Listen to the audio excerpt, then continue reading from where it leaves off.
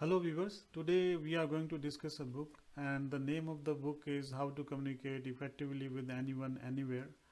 And the authors of this book are Professor Raul Sanchez and Dan Bullock. The illustrations of this book are done by Rod Sanchez. Professor Raul Sanchez and Professor Dan Bullock are associated with New York University School of Professional Studies. And Rod Sanchez is an artist and a filmmaker. This book talks about communication skills in the context of a global audience. So it can be your presentations. If you're doing presentation, what should be the structure of your presentation? And if you're trying to build networks, how to build those relationships. And if you're sending emails, you want those emails to be read by the intended audience or the readers. And you also want the response. So how should you construct that email so that you get the response?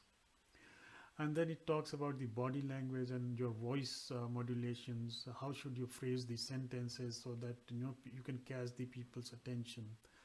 Then it talks about negotiations, what kind of strategies you can follow there. And finally, the book talks about writing skills. So when you are writing for a global audience, what are the things you should take care of? So these are the 5-6 things that the book is talking about. And I also talked to the authors and the illustrator of the book, and we had almost 1 hour discussion that we will see it now. I started by asking the authors the reason behind writing this book. So let's see what the authors have to say about it, and then we will continue our discussion from there onwards. The most powerful cognitive shift can happen when an astronaut turns back in spaceflight to view the Earth. And so we started with, and this is something that goes back to the Apollo 8 mission, that photograph Earthrise.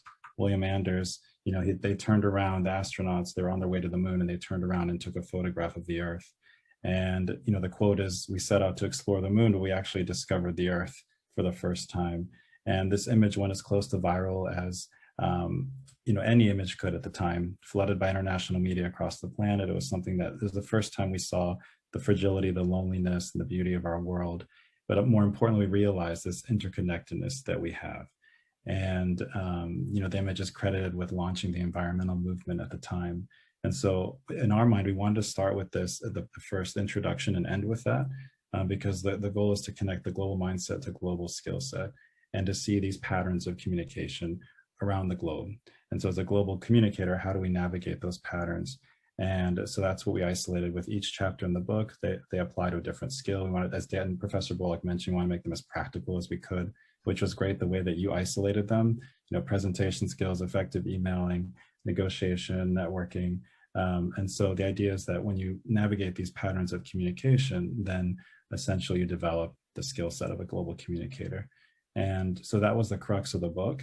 And then we had another moment where we developed this thesis of the book, and it was a really good discussion over dinner that we had, that Professor Bullock was talking about. And I'll let, if you want to chime in on this one, but you were talking about the constellations and how, different cultures, we give different names to the constellations in the sky, perhaps different stories, but we all see the same patterns, regardless of cultural background or, ancestry or history. And so the idea is that pattern recognition is a human trait. This is something that we all share. And this also, that conversation was also a jumping point for the book.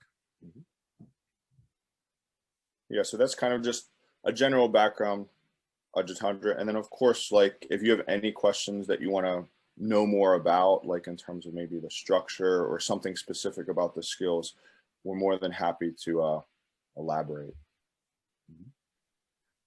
Yeah, Professor Sanchez just answered my first question, the reason for writing this book. So I'll move to the second one.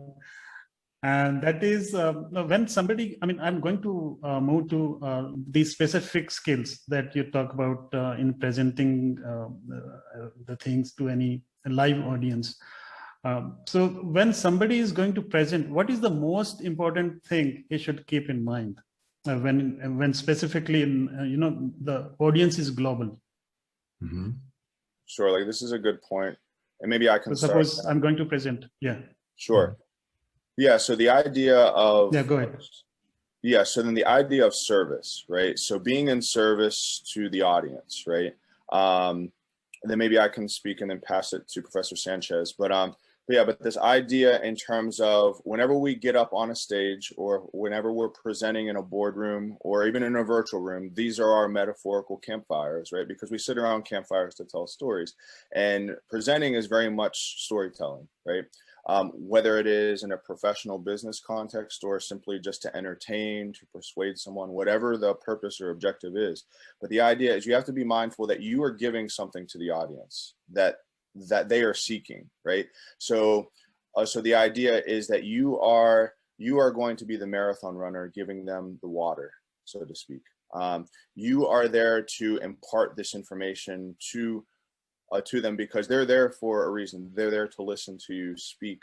And then it really comes down to contextualizing a lot of these story elements. And there's 6 storytelling patterns that we talk about in the book, which you may have read, right? So there's and one being the monomyth, right? So in terms of gaining this new information and coming full circle back around and sharing this wisdom back with the audience. And Professor Sanchez, did you maybe want to? Sure. I think that's great. I think everything you said was exactly what I was going to state, is that the concept of service is the most important framework for intercultural presentations. Because the idea is that, you know, the goal of every presentation is to enact change between presenter and audience. But when we're thinking about change, we're the catalyst. We're not the source of change. And that shift in mindset allows us to make the audience the centerpiece of the presentation. So no longer are we the centerpiece. And it was kind of a Western ideal that we think the presentation is for our own self-fulfillment and our own self-actualization. But in fact, the self-actualization that you want to achieve in the presentation is of the audience, not yourself. And so once that mindset happens, that the audience becomes the centerpiece, that's when we cultivate that adaptability that's essential for intercultural communication to occur. And as Professor Bullock said, you're the guy handing the water to the runner in the race. You know, you are Mr. Miyagi or the fairy godmother. You are not the hero. The audience is the hero. You're giving them the thunderbolt so they can enact the change. And it goes back to, this isn't in the book, but something that Professor Bullock talks about in his trainings.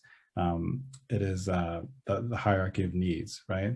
So Maslow's hierarchy of needs, where we have food and shelter as the initial, and the top of the pyramid is self-actualization as the highest human need. But again, this is the audience's need, not yours. Every story you tell, even if it's about yourself, is to give them the tools to then make a similar decision in their lives. So that concept of service, that was also a door when we were writing the book. Once that was in place in the first chapter, that also gave us a certain humility to think, you know, everything is about mirroring communication. You're not necessarily thinking about your own preferred methods, but those of others, and mirroring those back. And so, yeah, service, I think that's the most important concept, and it leads to all the other tools that are there. Mm-hmm. Okay. Yeah, that's good. Yeah. So, Rod Sanchez, how much these two authors tired you out during writing this book? He had a short period of time. It was an excellent experience, excellent collaboration, and just wanted to talk a little bit more about the augmented reality experience, because that was our intention. We created that experience and are currently creating that experience very much as a team together. And our intention is to help, was to create an immersive learn with this emerging technology. And it's in support of the rich content in the book that Professor Raul Sanchez and Professor Dan Bullock have very eloquently written. And ultimately, we feel we want the readers to be more connected with the content in utilizing this emerging technology. And one of the questions that we asked ourselves when we were coming up with this idea is, you know, how can we as human beings interact with a physical book from anywhere in the world in a multisensory way, and through storytelling, active learning, and the imagination to ultimately feel more closely connected with the content. And so from a pedagogical perspective, like Professor Raul Sanchez and Professor Dan have mentioned, we designed these moments, these moments that we've designed for the illustrations to come to life through animation and sound. And we're calling these moments short micro-learning moments. And these learning moments reveal and demonstrate some of the very complex but very key business communication concepts and practical tips that are in the book through animation and sound. And so well, there's various skills in the book, as you know, and to illustrate some of these very key skills like speaking, language, body language techniques, speaking techniques, intonation and stress and rhythm, especially in chapter 4, the body movement chapter. We wanted to help to illustrate those concepts through this in this multisensory way. And so we're utilizing this time-based medium to help as a vehicle to help tell these stories and tell these skills in a sequential and unique and meaningful way. So that's then Professor Dan Bullock and Professor Raul Sanchez. I'll turn it over to you guys.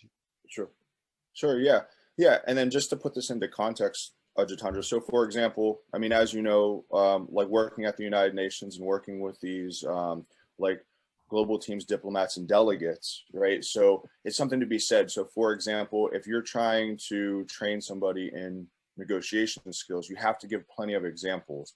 A lot of the time, negotiation, for example, it's all about emotions. It's all about managing emotions.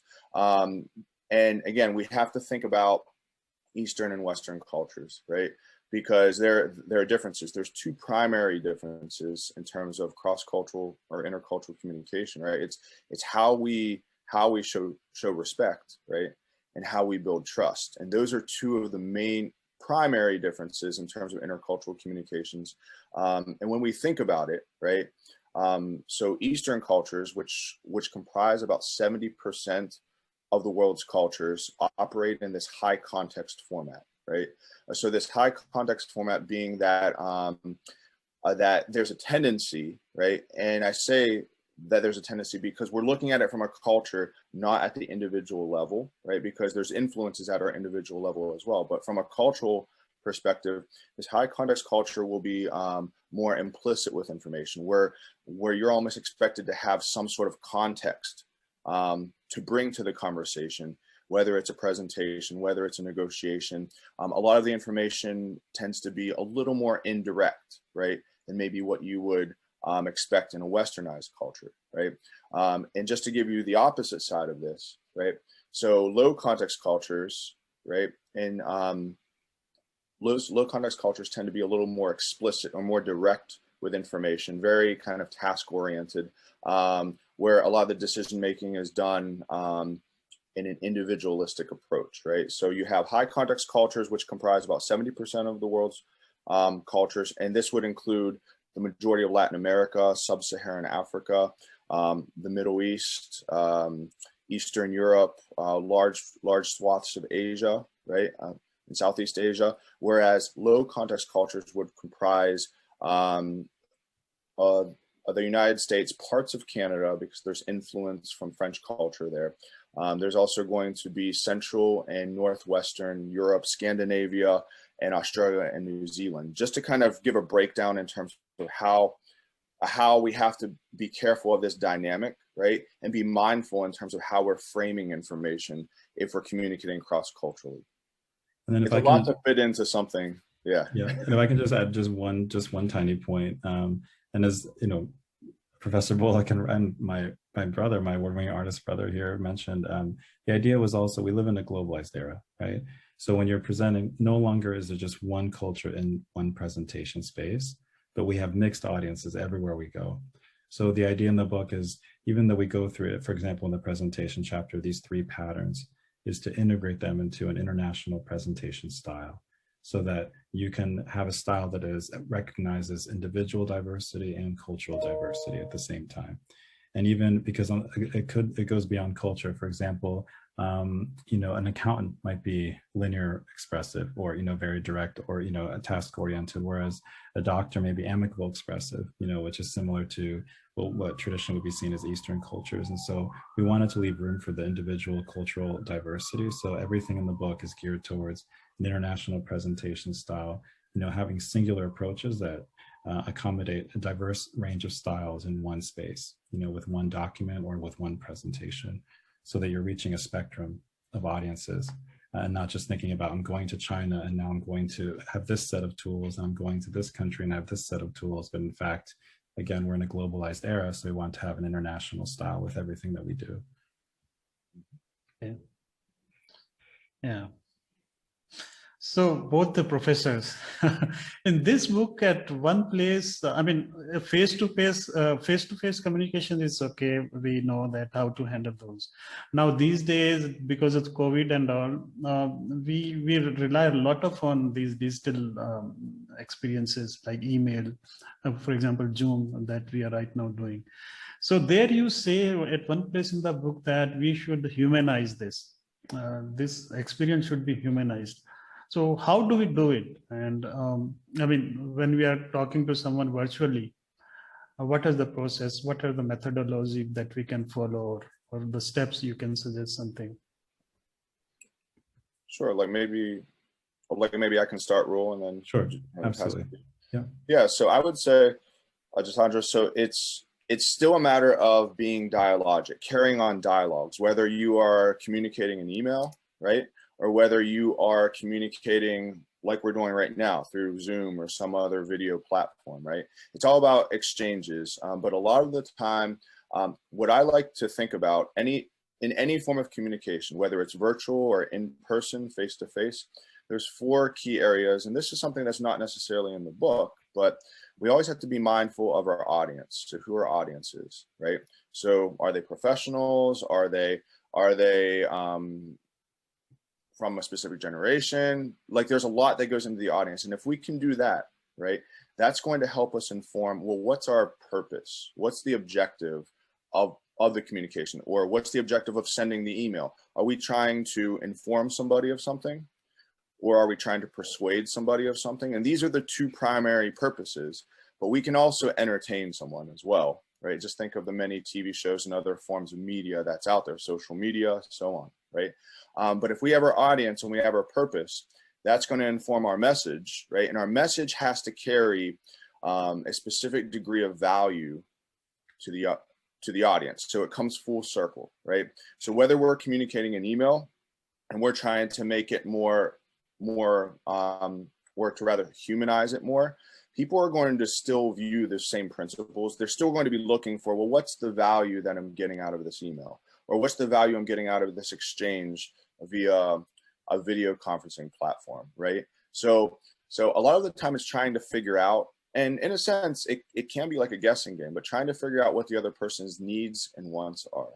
And this is a key principle as we discuss in a negotiation chapter, right? But it still applies to many of the other forms of communication, emailing, presentations. You have to understand the value that the other party wants. And then Professor Sanchez, I'll pass to you. Sure. No, just to add, it goes to the image that Rod illustrated at the beginning of the chapter, the lighthouse, because the lighthouse, is symbolic of reflection, right? The lighthouse reflects light. That's how the light is created in the lighthouse with mirrors. And so the idea is that with the humanizing experience and emailing, again, going back to the idea of interpersonal communication isn't just thinking about your own style preferences, but those of others. The beauty with emailing, as we all know, is that you can craft a message, you can edit it, you can sculpt, you can change it, and you can literally, you have the time to adapt it to an audience without anyone there when you are literally in the process of constructing the message. And so, that's one way to humanize it, is thinking again back to that root of reflection. And then the other one, in the virtual zone, there's something in linguistics called back channeling. So back channeling is that idea of, those when we say when someone is speaking, or we nod our heads when someone is talking to us to demonstrate acknowledgement and understanding. In the virtual zone, all of that is heightened. So the listener plays as much a role in the communication as the speaker. And so that's another tip that we cover in the body language chapter. And now even more outside of the book, we've been asked to write articles about back channeling and these nonverbal cues that in the virtual space are just as important in building trust, enhancing the bond with the other person on the other side of the screen. But we don't always think about back channeling and when we're in the in-person space. But in the virtual zone, we have to heighten all of those things. and also shift. We shift our body language when we're shifting in ideas, right? We shift between A and B, for example, and we mark shifts in topics with shifts in our body movements. But all of that has to be heightened in the online space. And again, thinking about the other person, not necessarily your preferences, but how can you make the information more explicit, and easier to integrate. Good. Yeah. Okay. Yeah. So there is one thing. The most important or maybe most difficult part is negotiations. You in this book say that we should have win-win situations for both. I mean, both all the negotiators who are talking. But when the things are difficult, like two nations are talking, where, I mean, this book is limited to only academic, I mean, these things, business related things. If I expand this to difficult things, how do you see how this win-win situation will happen if the things are difficult and one side is not willing to budge there and insisting on his own, the demands to be met? So how do you see these kind of situation where we can negotiate and still create a win-win situations? Are there any framework available? Do you have anything in mind? I can start, and then I'll let Professor Bullock, because he specializes in this, but I can do a brief intro. So with ideas that the mind shuts down when we think about win-lose. Right, when we think about this approach, and this goes to you might have read in the book, the cooks example, the two cooks and the lemon, which was a story that Rod illustrated, very brief tale. And the idea is these two cooks are fighting over a lemon in the kitchen, and they need, they each say they need the recipe of the whole lemon to make what they are creating for the customers. And then, when they think win-lose, they're thinking either I take the lemon, the other one takes the lemon, or we simply cut it in half. But in fact, that wouldn't solve the problem because they need the whole lemon, right? And then once they ask questions instead of making demands, they realize that one cook needs the peel to make candied lemon peels. The other one needs the fruit for lemonade. But the idea is that once we open our minds to a win-win perspective, this is when new solutions emerge. Different strategies like negotiating in parallel, for example. Instead of, we think win-lose, we negotiate in sequence. One item at a time, we're going to get as much as we can. But when we negotiate in parallel, we might think, if this is a win-win situation, let's put all the issues on the table and let's negotiate them at the same time. This is where diplomacy is born. So going back to the UN, because we do have a lot of professionals that ask us, but isn't it about the hard negotiator, getting what you want? Is the win-win negotiator the soft negotiator, and which is too accommodating? The hard one is not accommodating and very aggressive. And then we go back to the idea of it's actually not hard or soft. It's being a creative negotiator, which is very different. That's the win-win approach. The win is the creative negotiator is thinking about relationship building, and then adaptability is the big thing. If you're win-lose, you don't think about adapting to other cultures, right? You're just thinking about getting the result. But if you're win-win, then you start to adapt. You think about different styles. And then, of course, diplomacy emerges, world peace. All of these larger, very important ways of relating around the world. So I would say, even if it seems that there's only a win-lose option, there's always a win-win somehow. Even if it's something intangible you're giving to someone else, there's always a win-win. And then Professor Bullock. Sure, that's a very good overview. So it's really about the mindset, right? So if we think about it this way, people really do not enter negotiations if they can do something themselves, right? Because it's just easier to do things ourselves. But again, we look at the world and we can't do it by ourselves. We need to partner with somebody else. Nobody ever made it anywhere without the help of somebody else, right? In some form or another. So it really counts in terms of building these relationships. And like you said, in terms of these really, deep conversations and deep negotiations. So let's take, for example, Israel and Palestine, right? That's been going on for a while, right? From a diplomatic standpoint, but it really comes down to, so like I said earlier, so negotiations are a game of emotions, but the idea is that you need you need to become very, very versed in asking questions. And we're not just saying yes or no questions, because the whole idea, the whole purpose behind negotiations is information gathering, right? Because a lot of the time, both parties do not want to share everything at the same time. But the idea is that if I ask a question, they give me a little bit of something, and then maybe it's reciprocal, then I would have to give something back. But something we talk about in the book is this international negotiation strategy, right? So, and then the idea behind this is there are still principles that apply. We're just couching it in this high context and low context cultural framework again, right?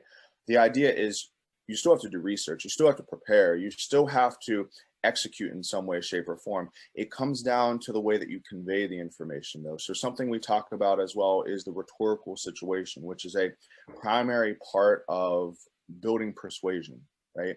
Now, the rhetorical situation has been around for 5,000 years, whatever it is, made by this guy called Aristotle, right?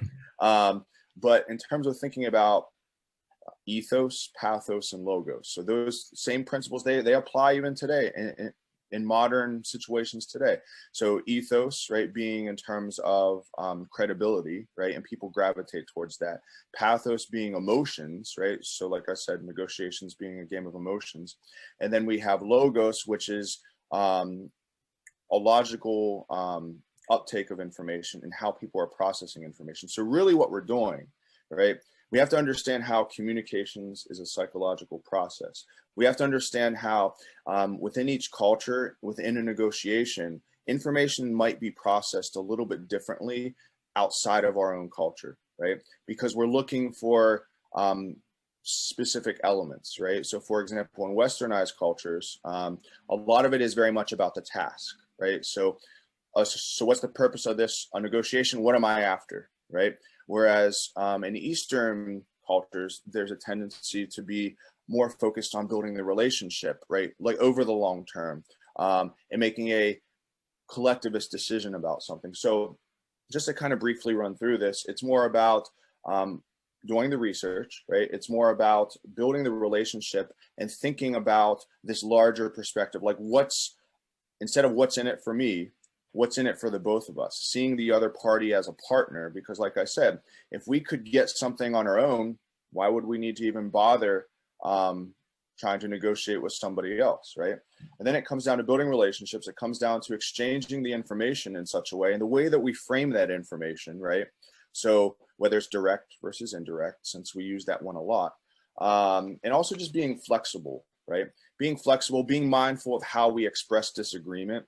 Because going back to those two elements, right? So the way that respect and trust is conveyed across cultures is different, right?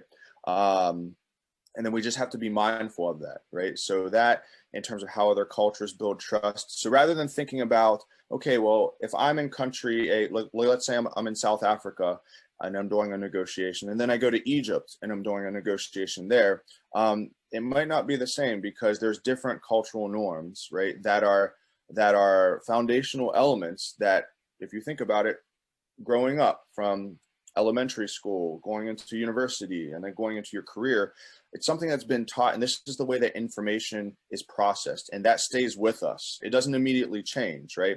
Although we can learn to adapt and see other people's perspectives. So it's a matter of perception too. So I don't know if that's helpful. Yeah. Yeah.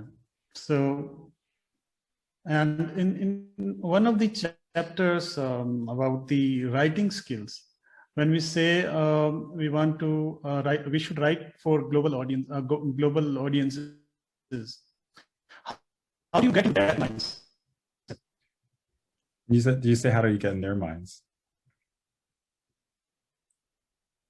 Yeah, how do you get into that mindset? Are you able to hear me? Sure. No, it froze. The screen froze for a moment, but I think now it's okay. Now it's okay. Okay. Yeah, okay. So probably I was trying to ask, what are the things you should take care of when we are writing for a global audience? I mean, it may be similar to how we talk, but writing is still a little different from talking to someone. Right. Absolutely. No, that's a very good point. So in writing, like we mentioned with emailing, the good thing is you can control the communication because you are able to craft the response on your own time. And thinking about, and this is a quote from the book, writing as others read, right? And reading as others write, which Rod did an excellent illustration of these two robots that papers were going back and forth, you may remember, into their minds. But the idea, which is one of my favorites actually, of the whole book, one of the idea again is you're writing as others read, not writing, we're taught, to develop your own style, your own voice, right? Your own tone. And in fact, for global audiences, it's very different. You are writing to different conventions, and some cultures build towards an argument at the end of a document. Some have the argument at the very beginning, the main idea, support. So being aware of all these different style patterns, but using them just like a painter would, each one is a color on the palette, and then you can use all of them depending on the situation at hand. And they all have different strengths. If some cultures are indirect, but if that is the case, and I say this in every training I deliver, some cultures feel, oh, if I'm indirect, is that bad? Do I have to, in the US culture now, have to be more direct? And there is no right or wrong way. These are all rhetorical patterns, right? If a culture is indirect, metaphor, for example, comes easier to a communicator who tends to be more indirect. And so that's a strength. And on the other hand, in my culture, my brother and I, we are of Latino descent. Our culture tends to be, we storytellers, lively, vibrant. And then, we tend to go in these many different directions and stay on the main point, but we go over here and tell a story, come back, tell a story, come back. But those can be tools and assets in any communication. So when I teach, I bring in a story, but it illustrates a point every single time. So the idea is that all of these are different colors on the palette. And I think in writing, thinking about writing as others read, that you can control the communication, you can master all of those rhetorical patterns. No one is correct more than the other, but you can master all of them. Just the first is igniting that self-awareness, and then doing the practice. And then also, in the chapter, we have different patterns, different paragraph patterns. Some learners, they're inductive, and so they go from specific to general. Others prefer deductive, general to specific. So, something we do in our workshops is, here's a paragraph, write it in 2 different ways.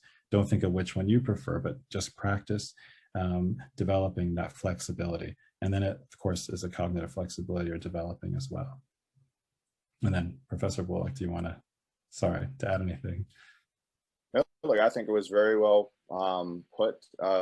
Just overall, whether it is writing or whether it's speaking. So there are perhaps maybe some differences, right? But the idea is that we're taking this global approach to things, right? So I know we talk a little bit about high context and low context, but that's just to showcase, right? Like, okay, what different cultures and how they operate, right? But the idea is that we're melding both of those, right? Like Professor Sanchez said, that if we're in a presentation, we're going to have mixed audiences. It's the same thing with writing. Like maybe we have to email 5 people and they're on a global team, for example. If we think about it this way, the International Space Station, right? That's floating around Earth, right? Well, there has to be this concept of using what's called global English, right? So global English is the language of international business, right? That's how cultures can communicate, but it's more about, and I'll let Professor Sanchez maybe just articulate this a little bit more about what global English is not. But if we think about the International Space Station, there has to be communication there, because there can be it could be a life-threatening situation, right? Because you're in a different environment. So there has to be effective and solid communication, right? And global English happens to be used on the International Space Station along with Russian, right? But a lot of the policies, a lot of the documents are typically put into English, global English specifically. And having an understanding of what global English is not is very important. And Professor Sanchez, if you want to elaborate off of what global English is not.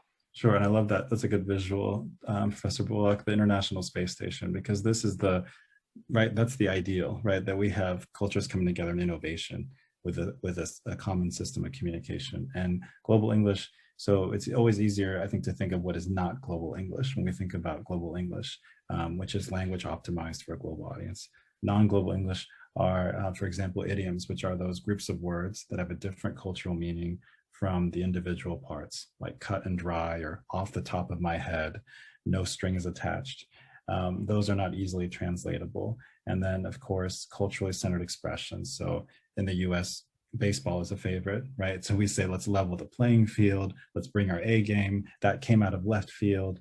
But again, if the culture reference isn't universal, then it should be replaced with something else.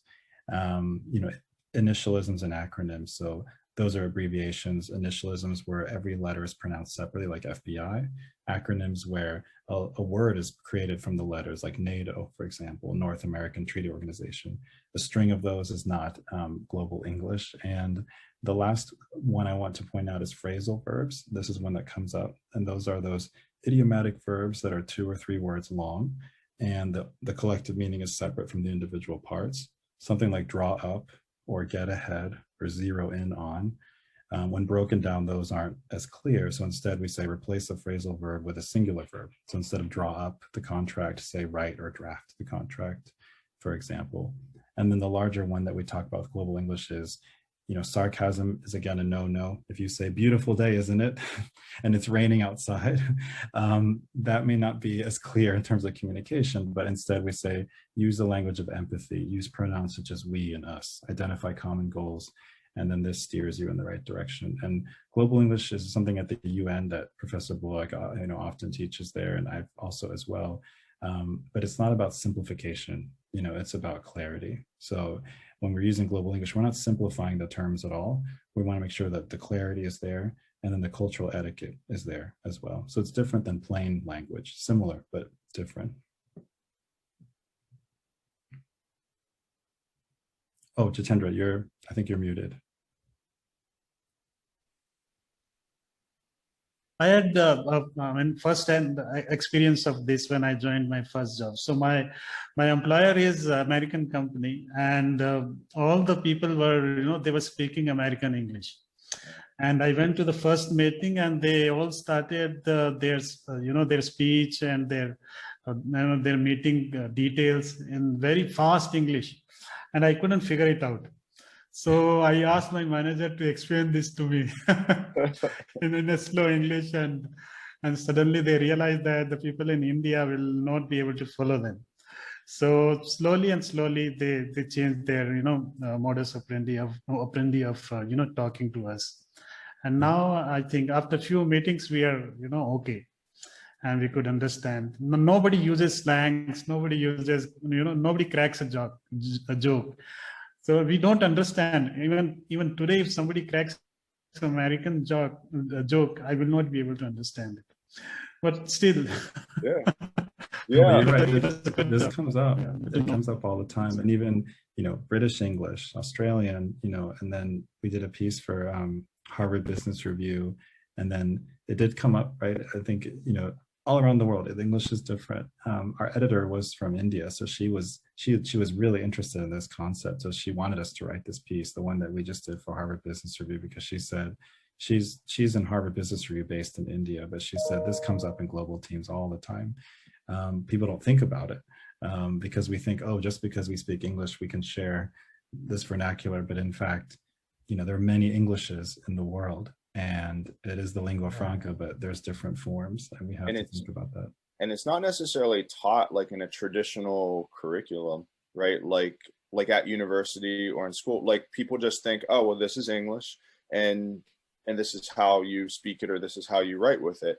But very rarely do I think that it's top of mind for people, because I come from the corporate world. I used to work in public relations, right? So being a director of corporate communications, and I know there it was not used. I even found myself sometimes using non-global English, right? And then I started to realize, oh, well, you have to really focus on what you're saying because it's important.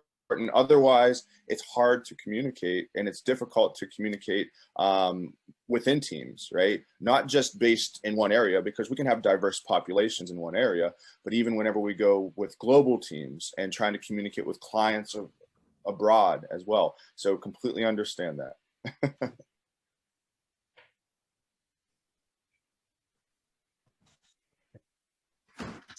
So we have I was there about 45 minutes after Dan and Raul Sanchez. So I have one last question, if you allow me to. Sure. So this question is very funny or difficult. You don't talk about communicating with God. Tell us something about that. How to communicate with God? Oh, yes. That's a good question. I think you should ask all three of us to see, because I'm curious what my brother is going to answer. Maybe a brief answer, but I'm very curious. Communicating with God. So Do you I will believe tell in you. him? I mean, I'm just curious.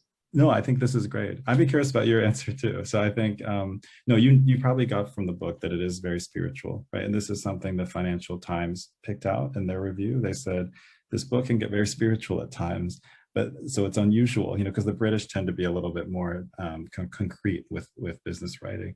But we had to put that in there because a lot of this is vocational sometimes. When you're thinking about fulfillment as serving others, that is very vocational. You're thinking about yourself as a canvas for others to create. You are not the painting, they are painting, and you're the canvas. You're just giving them the tools, the space. With God, communicating with God, I think I tend to open myself up to the universe. And I think you have that feeling here. You know when it's right and you know when it's not right. And no one can tell you that. You can't teach that, but that's intuition. And the first chapter I knew wasn't right for a while. And we wrote a lot of different parts to it. And Professor Bullock said, I think we have it there. And I said, I know, but something is missing. And it wasn't until actually it was a particularly difficult day that I had. And looking at one of Rod's paintings of Jesus on the wall in front of me, and something clicked. And I knew I put my work email away. I put all of my other things away and I sat there and I serviced. That's exactly what it is. And it's like a door opened. And Professor Bullock said, yes, that's it. That's what sometimes it's finding the right word to express the idea. And we knew that from there, that spark just ignited the chapter. And then the book, we were able to start to frame things around, because when you teach, sometimes it is finding the right words. You have the concept in your mind, but how do you articulate it? How can the audience grasp it? But I think just being open, I always try to, I don't believe in writer's block. I think that it just means you have to drink in more life. If you feel that you've run out of ideas, you have to experience more, talk to more people, and then you fill up that well in the universe, in space, wherever it is that the ideas come from. That just means you have to experience more. But no, and I think, Rod, do you want to, because Rod is very spiritual when he creates, and his art definitely elevated the expression of the ideas in the book. Rod, how do you talk to God? Because this is one of your quotes right on your bio, that you paint what God reads to you in a picture book. This is one of his quotes. That's one of the beliefs, I believe. Yeah, thank you, Raul. And thank you, Jitendra, for asking this question. Very meaningful question, especially for us in trying to share this meaningful message of the book, of collaboration, intercultural connections, and unity for humanity through global communication.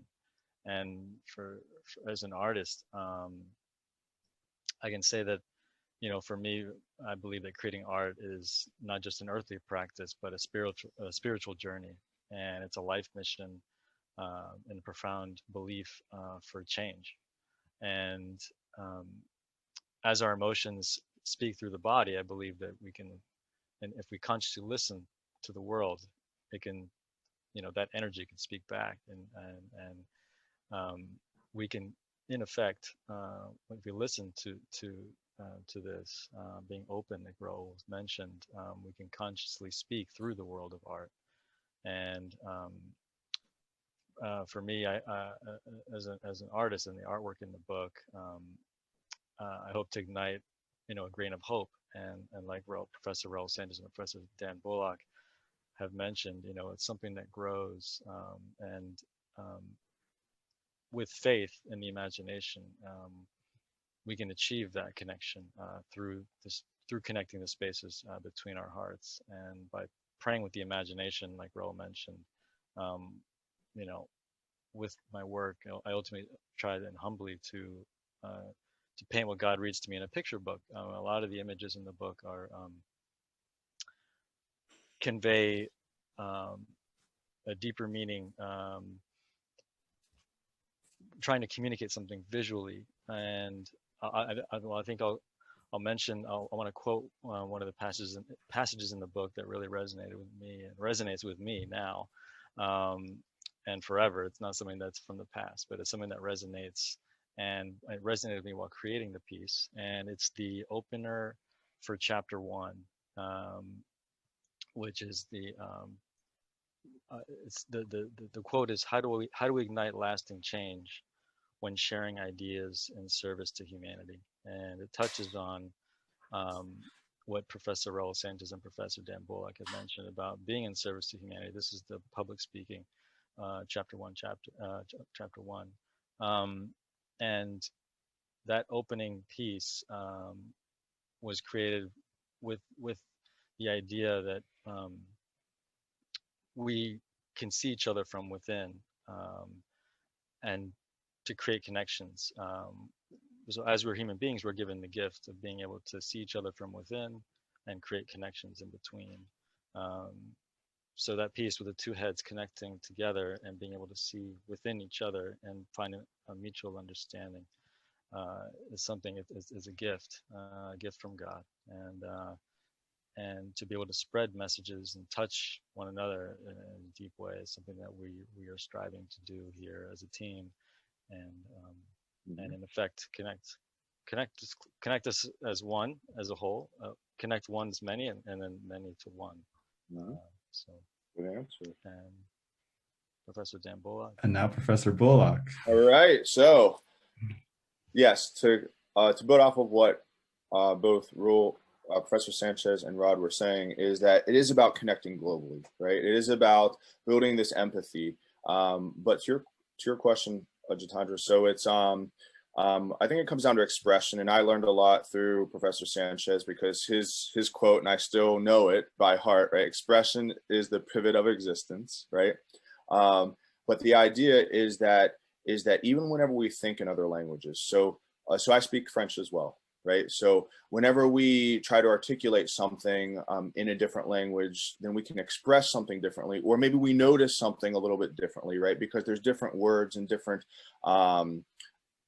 ways of expressing something. So in terms of communicating with God, right? So the idea is that I don't know if necessary language would be the primary point. It's more about this expression, and sometimes expression doesn't even need words. We talk about nonverbal communication in the book as well, and that's a form of communication. Like Rod was saying, paintings are a form of communication, and the one that he has painted called One Vision is very impressive, because it encapsulates this idea, I think, that we're trying to get across to other people. And in fact, like, we can even send you a copy, Jitendra, as well. Yeah, I'd like to do that. Yeah, via postal mail as well. So we can send. This one is not in the book. This is a color painting. I don't know if we can show it to you here. Maybe we'll surprise you, but we'd like to send that to you, because it's that vision, that Rod created in that piece. Is really, that's the crux of the book. I don't know if you've seen it, but eyelashes in the eye. It's a large eye and the iris, two hands together. The iris, the eyelashes are people holding hands and flags coming together, and it's a singular vision, similar to the global mindset. And this is something that also inspired the book. And I will say one quick sentence. This is in the acknowledgement section. The idea of being God's other self. That's something that we thought of. Even if you're expressing your ideas yourself, you're trying to be God's other self, right? That's hopefully the courage and the goal. Yeah. What about you? How do you communicate with God, if I may ask? I'm just curious, because I enjoy reading I read a lot of your reviews this week, and I was just, you're very reflective, and I'm curious. How do you communicate with God, or how does he incorporate in what you do? Yeah, I don't believe in God. I mean, the theoretical God that we have, but I do some meditations and all those things, but I'm not into religion that much. But yeah, I don't mind people following God. My wife does, my kids do, my parents do, but I somehow I'm not able to connect. Right, so But there are few things I do, like yoga, I do meditations, I do things like those. Those attract me.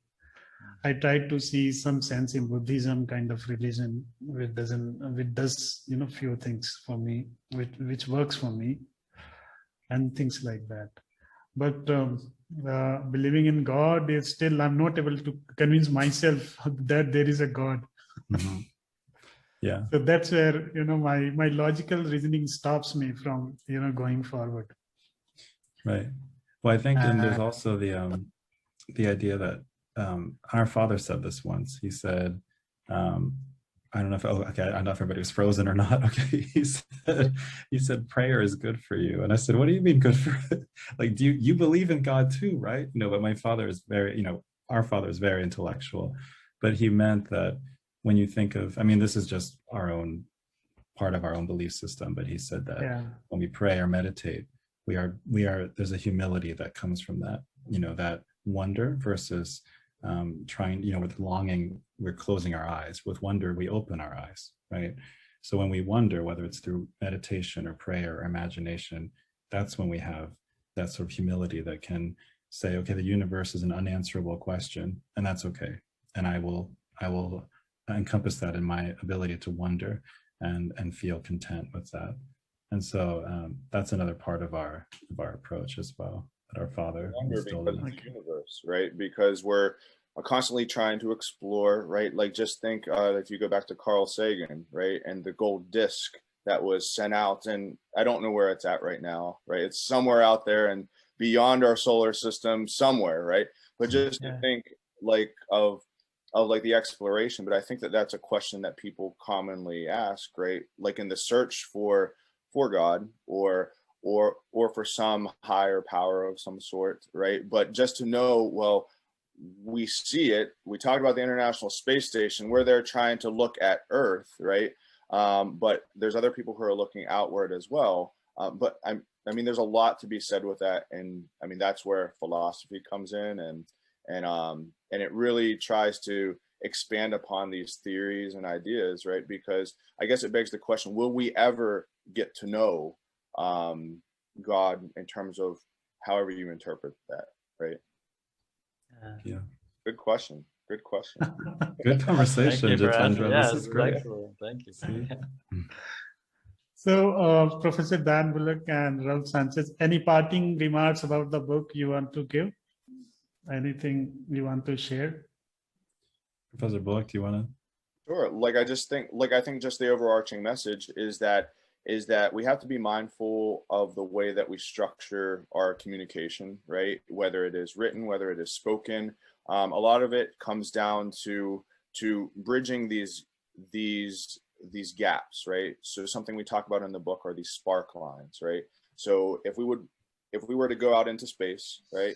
If we were to go out into space and we were to see communication patterns, right, crisscrossing, it comes down to this aspect of recognizing patterns and really focusing ourselves, pushing ourselves to really see these patterns in order to communicate more effectively across the world. So that would kind of be a parting message, is to look for the patterns, try to be open, empathetic, and really demonstrate that you have a working knowledge of being able to communicate effectively with anyone, anywhere. Mm-hmm. Good. No, so I don't want to say the same thing, but I do go back to that book. Oh yes, Jitendra, you have the book right there. That is excellent. I see it. That's fantastic. Right. That is fantastic. That's great. And to know that it's all over the world now, so I'm very excited about that. No, I didn't. When I asked you to send the book, I didn't realize that you will send it from New York. I thought that Amazon.in had this, so you'll send it from here. Had I known that you would send from there, I would have asked you to autograph it and send it to me. That's okay. It's our pleasure. Well, we can send you the art print. We also have book plates as well, so we can send you a signed book plate as well. So just look out for that in the mail. It will come from New York as well, okay? But it'll just be another package. it takes It'll be what? cylindrical. It'll be in a cylinder because so the print won't fold. So if you see a Okay. tube, make sure that no one around your building or anywhere throws it away because the print will be inside wrapped up, and we'll be happy to send that to you. So, yeah. And The one thing, I last- mean, I guess I could say one thought, but I won't. Yeah, go ahead. Go ahead. No, it'll be a brief. I would say, and this came up in a conversation, and it came out in that conversation, but I think it's very important, is the idea of risk, and that we think of risk, we tend to think of it as, it is intake and outtake, right? That sometimes, if you're being brave, it's not just about what you're going to do, but also what you're taking in, what you're experiencing, what you're willing to open yourself up to. And I think, if we keep risking, then, we step out of our comfort zone until the world becomes our comfort zone. And this is something we touched on in the first chapter, but as we've been talking on the tour, it started to crystallize more for me, is that the goal is that the world becomes our comfort zone. That's the idea, is that we keep stepping forward and forward until we experience more, and then we become more comfortable, entering these new modes of expression, developing these new dimensions to ourselves. And so I think that word risk is important, that when we risk, we're truly free, and we're able to not just develop ourselves, but hopefully empower others to self-actualize themselves. Okay, at last, I want to ask Rod, since he is also an illustrator like me. So how was your experience overall, Rod, about this book? You can briefly tell us at the end. Sure. My experience, for me, it's been a treasure. I'm hearing a little bit of an echo here. Oh yeah, I'm muted. Okay, thanks, Raul. For me, it's a treasure to work and to collaborate with Professor Raul Sanchez and Professor Dan Bullock. And it's just been the treasure, the journey, and a journey of discovery and learning. We've learned a lot along the way. We've learned how to work together, work and to spread a meaningful message together. 3 in 1, and the book celebrates connecting with the global audience, and in connecting globally, which is one of the messages that we've started with, especially when we were trying to decipher what the title of the book was going to be, how to connect globally.